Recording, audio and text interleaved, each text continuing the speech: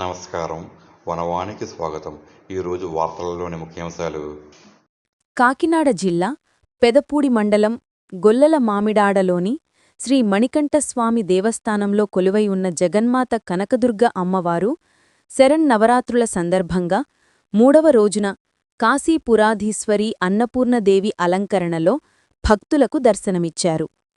తెల్లవారుజామున అమ్మవారికి మేలుకొలుపు అనంతరం ఆలయ ప్రధాన అర్చకులు మోహిత్ శుక్లా ఆధ్వర్యంలో ప్రత్యేక పూజలు నిర్వహించారు.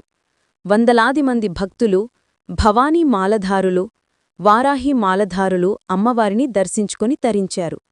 ఈ సందర్భంగా ఆలయ గురుస్వామి లయన్ డిఆర్కే రెడ్డి మాట్లాడుతూ 3వ రోజు అమ్మవారిని అన్నపూర్ణ రూపంలో ప్రత్యేకంగా అలంకరించి విశేషమైన పూజలు నిర్వహించడం జరిగిందని తెలిపారు. ప్రతి ఒక్కరూ ఆలయానికి వచ్చి అమ్మవారిని పూజించి, దర్శించి తీర్థప్రసాదములు స్వీకరించవలసినదిగా ఆహ్వానించారు. అమ్మ దయ ఉంటే నీవు ఉన్నట్లే అని ఆయన అన్నారు.